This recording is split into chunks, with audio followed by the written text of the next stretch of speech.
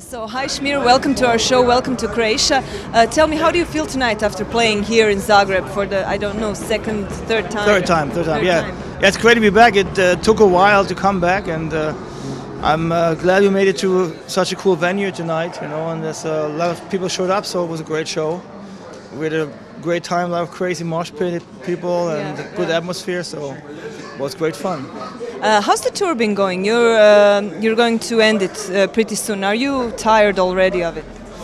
You know, at some points, of course, when you play shows without breaks, and you come to the point where it's getting difficult. But we're all professionals, and the push you have when you go on stage is like there's always so much adrenaline that you come up there, and you always have the power to do the show. You know, so I'm looking forward for the break. You know, around Christmas we're gonna have off finally this year to get a little private life back. But it was a great year, and I'm happy we could do this tour together with all those great bands at the end of the year again. Your last album, Day of Reckoning, came out this year. So can you tell me something about it? We want to make an album that is more thrash again, goes more back into the roots of the band, and I think we managed that the album has a lot of like trademarks and moments that you would consider being typical for Destruction, without not just repeating ourselves. And the album had a lot of great reviews, and I think the best response maybe since 2001's album Antichrist. You know, so I think it's been a good year for the band, and the album had great reception. So the first edition of the album didn't have your logo on the cover, and I've read that some of the fans complained about it. Why did you make such a decision? It was actually just the limited edition had like some kind of sleeve around, you know, and the final cover inside didn't have the logo because it was kind of cutting into the whole scenery. So the logo was on the sleeve outside, but not inside on the normal cover, because we all thought it would fit better like this because it's cutting too much of the final picture, you know. But you got reactions from your fans? No, not really. I mean, that of course we always find somebody that doesn't like something. Yeah, of course. Some people complained, oh, there's no Mad Butcher on the cover. Yeah. My God, what a tragedy.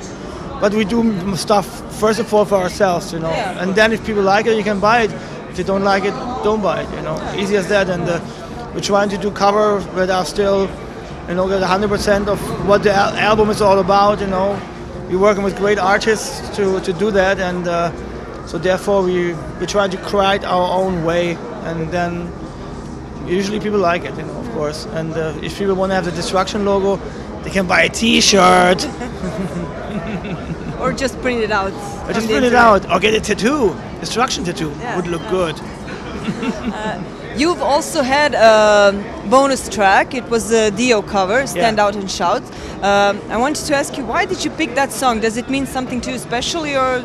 Yeah, of course, when we started Destruction, Stand Out and Shout was one of the first speedy metal songs. In '81, it was like fast, you know. And Dio was an amazing singer, and when he died as one of the icons of metal, one of the best voices, and one of the nicest guys also. I mean, we shared stages many times with him. He was always very friendly, very cool, and I had a lot of respect for the guy. And when he died, he said, if you do a cover version on this album, it has to be Grunge Dio song. And even if I'm not able to sing it, you know, like because of my voice going in a different direction, we try to make it our way, you know. So the song sounds not very typical for Destruction because we're trying to pay respect to Dio.